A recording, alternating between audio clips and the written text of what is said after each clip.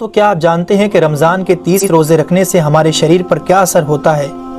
اس پر جاپانی سائنسدان نے ایک بڑی کھوج کی ہے جس کا جاننا ہر مسلمان کے لیے بے حد ضروری ہے۔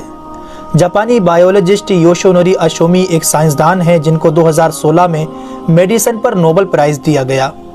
ان سے جب پوچھا گیا کہ آپ نے کون سی ایسی چیز بنائی ہے جس کی بنا پر آپ کو دنیا کا سب سے بڑا انعام نوبل پرائز دیا جا رہا ہے، تو انہوں نے کہا تھا کہ میں نے کینسر کی ممکنہ دوا کھوج لی ہے، اور اس بات پر دنیا نے بڑے پر انداز میں ان کی کاوش کو سراہا اور مبارکباد دی گئی۔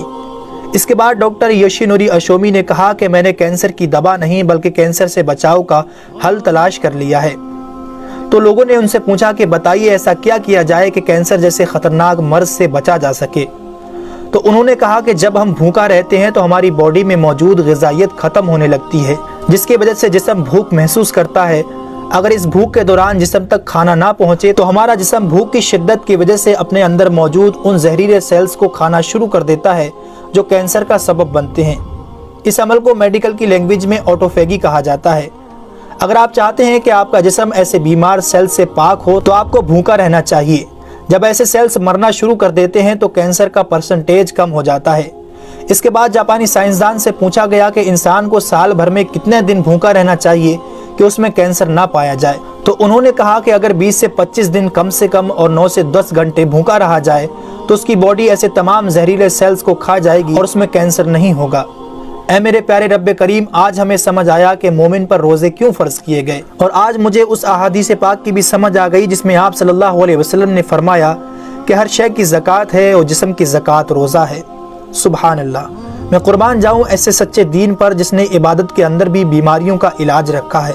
دوستو، اسلام وہ دین فطرت ہے جو زندگی کے ہر شعبے میں راہ اعتدال کی تعلیم دیتا ہے۔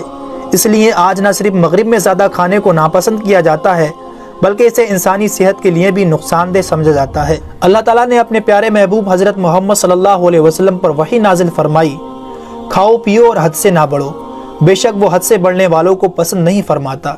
اس کے علاوہ حضرت ابو ہریرہ رضی اللہ تعالیٰ عنہ سے روایت ہے کہ رسول اکرم صلی اللہ علیہ وسلم نے ارشاد فرمایا، کھاؤ پیو اور پہنو اور خیرات کرو بغیر فضول خرچی اور تکبر کیے۔